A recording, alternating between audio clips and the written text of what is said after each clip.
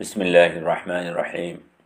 अल्हम्दुलिल्लाहि रब्बिल आलमीन वस्सलातु वस्सलामु अला रसूलिहि मुहम्मद व अला आलिहि व अस्हाबिहि अजमईन। अम्मा बाद। हज़रात बिरादरान मिल्लत इस्लामिया और अज़ीज़ बहनों, सीरत मुबारका का बयान आपके सामने हम पेश कर रहे हैं। हुज़ूर नबी करीम सल्लल्लाहु तआला अलैहि वसल्लम और मुसलमानों पर जो काफिरों की तरफ से मुसलसल मज़ालिम ढाए जा रहे थे, अल्लाह के रसूल उससे निहायत दुखी थे। काफिरों की तरफ से जुल्म मुसलसल बढ़ता जा रहा था और वह हद से और तजावुज़ कर गया था और काबिल बर्दाश्त नहीं था। मुशरिकीन मक्का ने जब देखा कि दिन ब दिन इस्लाम लोग कबूल करते जा रहे हैं और रोज़ बरोज़ इस्लाम का दायरा बढ़ता जा रहा है, तो उन्होंने अपनी मुहिम को बहुत ज़ोरदार तरीक़े के साथ शुरू किया और तरह तरह से मुसलमानों को सताना शुरू किया ताकि किसी तरह से दीन इस्लाम से लोग बरगश्ता हो जाएं। तब हुज़ूर अकरम सल्लल्लाहु तआला अलैहि वसल्लम ने जब देखा कि हालात बर्दाश्त से बाहर हो गए हैं, तो आपने इजाज़त दे दी मुसलमानों को कि मुसलमान हबशे को हिजरत कर जाएं। तफ़र्रक़ू फ़िल अर्ज़ि फ़इन्नल्लाह सयजमउकुम क़ालू इला अय्ना नज़हबु क़ाल इला हिना व अशार बियदिही इलल अर्ज़िल हबशा। फरमाया अल्लाह के रसूल ने, जाओ तुम अल्लाह की ज़मीन में कहीं चले जाओ, यकीनन अल्लाह तुम सबको अन क़रीब जमा फरमा लेगा। साहबा ने अर्ज़ किया कि या रसूलल्लाह कहाँ जाएं? तो आपने अपने मुल्क हबश की तरफ इशारा फरमाया और ये भी फरमाया कि वहाँ एक बादशाह है जो किसी पर जुल्म नहीं करता है। उस वक्त हज़रात साहबा तकालीफ और परेशानियों से उकताकर नहीं, बल्कि कुफ्र और शिर्क के फितने से, इसलिए ताकि दीन पर अमल कर सकें, ताकि अपने ईमान को तहफ़्फ़ुज़ दे सकें और ताकि जो ईमान के चोर हैं उनसे ईमान को बचाया जा सके, ताकि इत्मीनान के साथ वो अल्लाह का नाम ले सकें। सन 5 नबवी में पहली हिजरत हबशा हुई है।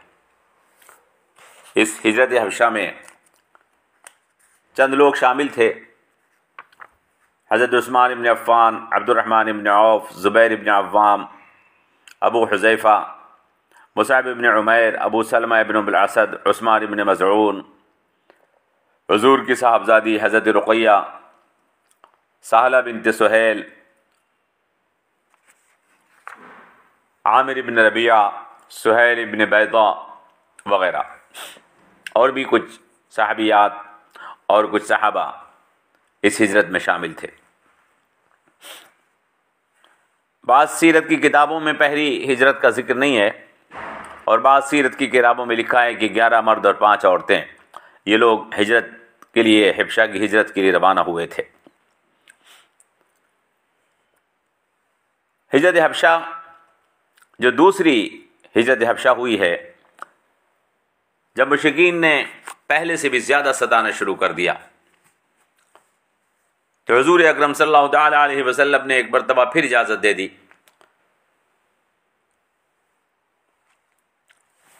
दूसरी हिजरत में मुसलमानों की एक खासी तादाद हुज़ूर अकरम सल्लल्लाहु तआला अलैहि वसल्लम की इजाज़त से हबशे की हिजरत के लिए चली गई, जिनके नाम हदीस की किताबों में तफसील के साथ आए हैं।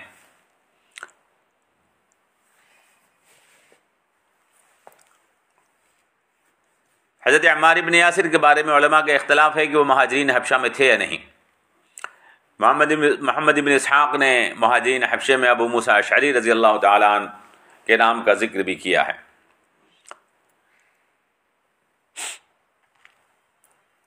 कुरैश ने जब देखा कि सहाबा किराम हबशे में जाकर मुतमईन हो गए हैं और इत्मीनान के साथ अरकान इस्लाम बजा लाने लगे हैं, तो फिर वो परेशान हो गए और मशवरा करके आमिर इब्न अल-आस और अब्दुल्लाह इब्न रबिया को नजाशी और उसके तमाम वज़ीरों और मुक़र्रबीन के लिए तहाइफ और हदाया देकर वहाँ पर भेजा और उन्होंने वहाँ पहुँचकर नजाशी के मुक़र्रबीन को, उसके वज़रा को तोहफ़े और तहाइफ देकर उनको अपना हम ख्याल बनाया। चुनांचे आमिर इब्न आस और अब्दुल्लाह इब्न रबिया ये दोनों हबशा पहुँचे, नजराने पेश किए और ये बयान किया कि हमारे शहर के चंद बेवकूफ़ और नादान अपना आबाई दीन छोड़कर तुम्हारे शहर मक्का में पनाह गुज़ीन हो गए हैं और उन्होंने अपना आबाई दीन छोड़कर तुम्हारा दीन भी इख्तियार नहीं किया है। वो ईसाई नहीं हुए हैं बल्कि एक नया दीन बना रहे हैं जिससे ना हम और ना आप कोई वाकिफ़ नहीं हैं। हमारी कौम के अशराफ और सरबराह लोगों ने हमको बादशाह की खिदमत में भेजा है कि ये लोग हमारे लोग हैं, इनको हमारे हवाले कर दिया जाए। आप हजरात बादशाह से हमारी सिफारिश कीजिए और ये तोहफ़े कबूल कीजिए कि वो उनसे बातचीत के बग़ैर इन लड़कों को हमारे सुपुर्द कर दे। चुनांचे जब ये लोग तहाइफ और हदाया की नज़र पेश करके अपने मुद्दा को पेश कर चुके तो उनके मुक़र्रबीन ने और उनके वज़रा ने इनकी पूरी हिमायत की। आमिर इब्न आस और अब्दुल्लाह इब्न रबिया को ये बहुत शौक़ और गना था कि शाह हबशा सहाबे किराम को बुलाकर उनसे कोई बात पूछे और दरियाफ्त करे। उनकी कोशिश ये थी कि बग़ैर गुफ्तगू और बग़ैर बातचीत के इन लोगों को हमारे हवाले कर दिया जाए। इसी के लिए उन्होंने नजराने पेश किए थे। आप समझ सकते हैं कि ये बातचीत कराने से क्यों इनकार कर रहे थे, क्यों नहीं चाहते थे कि बादशाह मुसलमानों से बात करे। वो ये जानते थे कि अगर मुसलमानों ने बादशाह से बात की तो बादशाह सच को जान लेगा और फिर उसके बाद वो उनकी हिमायत करे, ये ज़रूरी नहीं है। चुनांचे जिस चीज़ का अंदेशा था वही बात सामने आ गई। बादशाह के सामने इन्होंने अपना मुद्दा पेश किया। उसके दरबारियों ने पूरी तायीद की कि इनके लोग हैं, इनके हवाले कर दिए जाएं। लेकिन बादशाह ने उनकी बात मानने से साफ इनकार कर दिया और कह दिया कि मैं बग़ैर हालात के मालूम किए हुए, बग़ैर उनसे पूछे हुए कि मामला क्या है, इनके हवाले नहीं कर सकता हूँ। ये इंसाफ के ख़िलाफ़ है। ये कैसे मुमकिन है कि कुछ लोग अपना वतन छोड़कर मेरी हुकूमत में आए हैं और फिर मैं बग़ैर तहक़ीक़ के और बग़ैर तफ्तीश के उनके दुश्मनों को उनके हवाले कर दूँ ताकि वो उनको कत्ल कर दें। फिर उसने एक आदमी सहाबा को बुलाने के लिए भेजा। बादशाह का आदमी मुसलमानों के पास पहुंचा और बादशाह का पैगाम पहुंचाया। उस वक्त सहाबा में से किसी ने यह कहा कि दरबार में पहुंचकर क्या कहोगे, यानी बादशाह तो ईसाई और मुसलमान हैं, बहुत से अकायद हमारे उसके अलग हैं। सहाबा ने कहा कि हम दरबार में पहुंचकर वही कहेंगे जो हमारे नबी सल्लल्लाहु तआला अलैहि वसल्लम ने हमें सिखाया और बताया है, और उसमें हम बाल के बराबर भी फ़र्क नहीं करेंगे। दरबार में पहुंचे और दरबार में पहुंचकर सिर्फ सलाम किया, बादशाह को सजदा नहीं किया। शाही मुक़र्रबीन को ये बात बहुत नागवार गुजरी कि मुसलमानों का यह तर्ज अमल कि उन्होंने बादशाह को झुककर सलाम नहीं किया और सजदा नहीं किया। एक रिवायत में है कि बादशाह ने खुद भी सवाल किया कि तुमने सजदा क्यों नहीं किया। हज़रत जाफ़र ने कहा कि हमें हमारे रसूल ने हुक्म दिया है कि अल्लाह के अलावा किसी के आगे सर न झुकाओ। अल्लाह ने हमारी तरफ एक रसूल भेजा है और उन्होंने हमको ये हुक्म दिया है कि अल्लाह अज़्ज़ा वजल के अलावा हम किसी को सजदा न करेंगे। मुसलमानों ने कहा कि हम रसूलुल्लाह सल्लल्लाहु अलैहि वसल्लम को भी इसी तरह से सलाम करते हैं और उनको भी हम सजदा नहीं करते जिस तरह से हमने आपको सलाम किया है। रसूलुल्लाह सल्लल्लाहु अलैहि वसल्लम ने हमको खबर दी है कि अहले जन्नत एक दूसरे से सलाम करते हैं।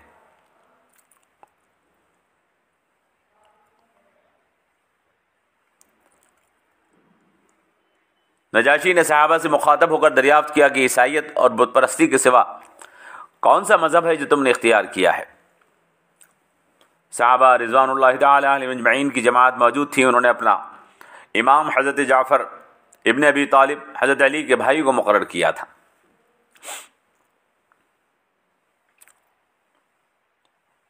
हज़रत जाफ़र ने खड़े होकर तकरीर की, ऐ बादशाह, हम जाहिल और नादान थे, हम बुतों को पूजते थे, हम मुर्दार खाते थे, हम किस्म किस्म की बेहयाइयों में मुब्तला थे, रिश्तों को तोड़ दिया करते थे, अपने पड़ोसियों के साथ बुरा सलूक करते थे। हमें जो ताकतवर होता वो चाहता था कि कमज़ोर को खा जाए। इसी हालत में थे कि अल्लाह ताला ने हम पर अपना फजल फरमाया। हम में उसने अपना एक पैगम्बर भेजा जिसके हसब और नसब और सिद्क़ और अमानत और पाकदामनी और इफ़्फ़त को हम खूब पहचानते हैं। उसने हमको अल्लाह की तरफ बुलाया कि हम अल्लाह को माने और इसको एक जाने और समझें कि सिर्फ उसी की इबादत और बंदगी करना है।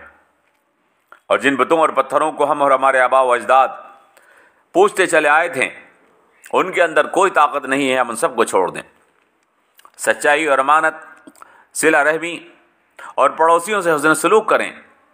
खूरेज़ी से और हराम बातों से बचने का हुक्म दिया और बेहयाई से और बातिल और नाहक कहने से और यतीम का माल खाने से और किसी पाक दामन पर झूठा इल्ज़ाम लगाने से हमको मना किया और हुक्म दिया कि हम सिर्फ अल्लाह की इबादत करें, अल्लाह के साथ किसी को शरीक न करें।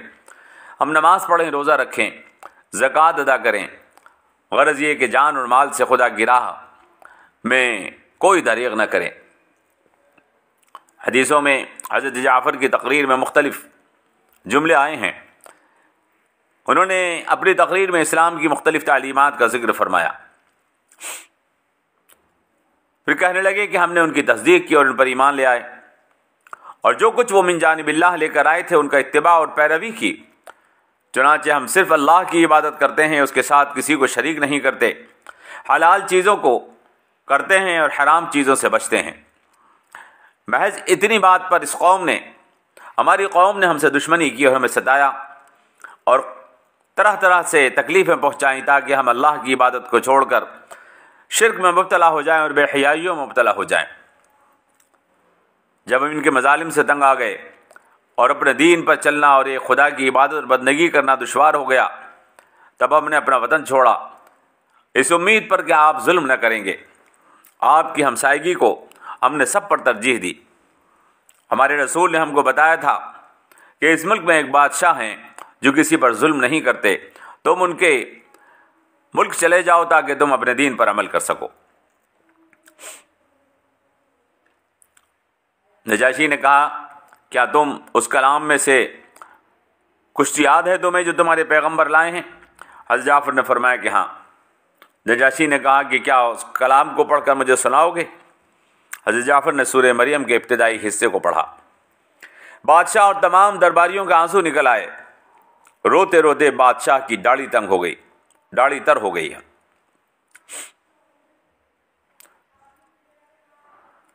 जब हज़रत जाफ़र कुरान करीम की तिलावत मुकम्मल कर चुके तो नजाशी ने कहा कि ये कलाम और वो कलाम जो ईसा लेकर आए थे, दोनों एक ही शमदान की दो रोशनियां हैं।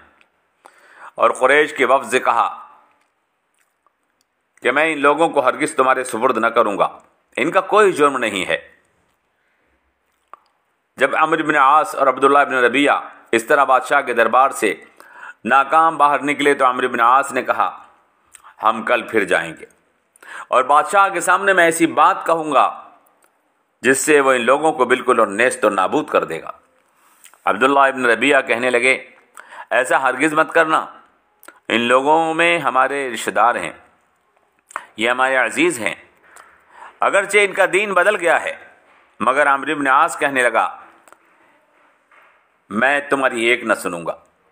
अगला रोज़ हुआ, अम्र इब्न आस ने नजाशी से कहा, ऐ बादशाह, ये लोग हज़रत ईसा अलैहिस्सलाम की शान में बहुत गुस्ताखी करते हैं। दूसरे दिन नजाशी ने सहाबा को फिर बुला भेजा। उस वक्त सहाबा को बहुत तशवीश हुई। जमात में से किसी ने कहा कि बादशाह से हज़रत ईसा के बारे में क्या कहोगे? इन पर सब ने मुत्तफ़िक़ा तौर पर कहा कि खुदा की कसम हम वही कहेंगे जो अल्लाह और उसके रसूल ने हमें बताया है, उसके बाद जो कुछ भी हो हम बर्दाश्त करेंगे। दरबार में पहुँचे, नजाशी ने मुसलमानों से मुखातब होकर दरियाफ्त किया, तुम लोग हज़रत ईसा अलैहिस्सलाम के बारे में क्या कहते हो? हज़रत जाफ़र ने फरमाया कि हम उनके बारे में वही कहते हैं जो हमारे नबी सल्लल्लाहु अलैहि वसल्लम ने फरमाया है, और वो ये कि हज़रत ईसा अल्लाह के बंदे और उसके रसूल थे और खुदा की ख़ास रूह और खुदा का कलमा थे। नजाशी ने ज़मीन पर से एक तिनका उठाकर कहा कि खुदा की कसम, मुसलमानों ने जो कहा है ईसा अलैहिस्सलाम इससे ज़्यादा एक तिनके की मकदार भी ज़ायद नहीं। इस पर दरबारियों ने बहुत नाक भौं चढ़ाए, मगर नजाशी ने ज़रा बराबर परवाह न की और कह दिया, तुम कितना भी चीखो चिल्लाओ मगर हकीकत यही है जो इन्होंने कही है। और मुसलमानों से कहा कि तुम अमन से रहो, एक सोने का पहाड़ लेकर भी अगर कोई मेरे पास आएगा तो मैं उसको इनको सुपुर्द नहीं करूँगा, मैं इनको उसके सुपुर्द नहीं करूँगा। हुक्म दिया कि कुरैश के तमाम तहाइफ और हदाया इनको वापस कर दिए जाएँ। मुझे इनके नजरानों की और इनके माल की कोई ज़रूरत नहीं है। अल्लाह ने मुझे मेरा मुल्क, मेरी सल्तनत इनसे बेहतर अता की है, लिहाजा तुम से रिश्वत लेकर मैं इन लोगों को जिनका कोई गुनाह नहीं है तुम्हारे सुपुर्द ना करूँगा।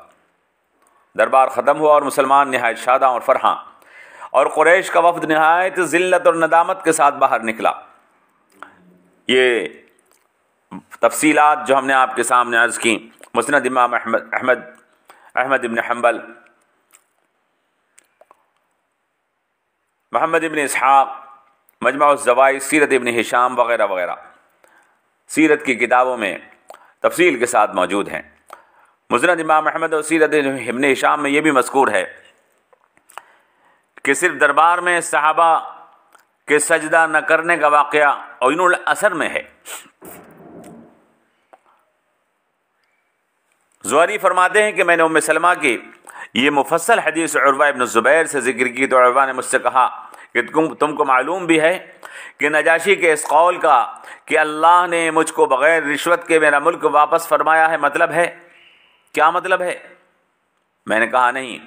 उर्वा ने कहा कि उम्मुल मोमिनीन आयशा सिद्दीक़ा रज़ी अल्लाह तआला अन्हा ने मुझसे बयान किया कि नजाशी का बाप हबशे का बादशाह था। नजाशी के सिवा इसके कोई और बेटा न था। बादशाह के भाई यानी नजाशी के चचा के 12 लड़के थे। एक मरतबा अहले हबशा को ख्याल पैदा हुआ कि नजाशी तो अपने बाप का एक ही बेटा है और बादशाह का भाई कसीरुल औलाद है, इसलिए बादशाह को कत्ल करके बादशाह के भाई यानी नजाशी के चचा को बादशाह बना लेना चाहिए ताकि ज़माने दराज तक इसी ख़ानदान में बादशाहत का सिलसिला कायम रहे। चुनांचे बादशाह को कत्ल करके बादशाह के भाई को बादशाह बना लिया और नजाशी अपने चचा की तरबियत में आ गया। नजाशी नहायत होशियार और समझदार था, इसी वजह से चचा की नज़र में जो नजाशी की वक़्त थी वो किसी की न थी। नौबत यहाँ तक पहुँची कि बादशाह के हर कलाम में नजाशी ही दखील नज़र आने लगा। चुनांचे अहले हबशा को इसकी होशियारी से अंदेशा हुआ कि कहीं अपने बाप का इंतकाम न ले, इसलिए बादशाह ने दरख्वास्त की कि इसको कत्ल करा दे। इसलिए बादशाह से दरख्वास्त की गई कि इसको कत्ल करवा दे। बादशाह ने कहा, कल तो तुमने इसके बाप को कत्ल किया था और आज इसके बच्चे को कत्ल कराना चाहते हो। मुझसे ये नामुमकिन है। बहुत से बहुत यह हो सकता है कि मैं इसको यहाँ से अलहदा कर दूँ। लोगों ने इसको मंजूर किया और नजाशी को बादशाह से लेकर एक ताजिर के हाथ 100 दिरहम में फ़रोख्त कर डाला। ताजिर नजाशी को लेकर रवाना हुआ। शामी को वाक़ा पेश आया कि बादशाह पर बिजली गिरी। बादशाह तो बिजली गिरते ही मर गया। अब लोगों में हलचल पड़ी कि किसको बादशाह बनाएं। 12 बेटों में से कोई भी तख्त नशीनी के काबिल न था। 12 के 12 अव्वल से आखिर तक सब अहमक और नादान थे। उस वक्त लोगों की राय हुई कि अगर अपने मुल्क की फलाह और बहबूद चाहते हो नजाशी को वापस लाकर तख्त नशीन कर दो। लोग नजाशी की खातिर इस ताजिर की तलाश में हर तरफ दौड़ा दिए गए। उस ताजिर से नजाशी को वापस लाकर तख्त नशीन किया गया और तख्त पर बिठाने के बाद वह ताजिर आया और ज़र समन का मुतालबा किया। नजाशी ने उसको 600 दिरहम वापस कर दिए। उम्मुल मोमिनीन हज़रत आयशा सिद्दीक़ा रज़ी अल्लाह तआला अन्हा फरमाती हैं कि नजाशी का कुरैश के वक्त को मुखातब बनाकर ये कहना कि अल्लाह ने बग़ैर रिश्वत के मेरा मुल्क मुझे वापस किया, इसी वाक़े की तरफ इशारा है। नजाशी के इस ऐलान के बाद मुहाजिरीन इत्मीनान के साथ हबशे में मुकीम रहे। जब रसूलुल्लाह सल्लल्लाहु अलैहि वसल्लम ने मदीने मुनव्वरा हिजरत फरमाई तो अक्सर लोग खबर सुनते ही हबशे से मदीना वापस आ गए, जिनमें से 24 आदमी ग़ज़वे बदर में शरीक हुए। बाकी मांदा लोग हज़रत जाफ़र की मईयत में सन 7 हिजरी में फ़तेह खैबर के वक्त हबशे से मदीना वापस पहुँच गए थे। फ़तहुल बारी और अयूनुल असर में इसका तज़किरा मौजूद है।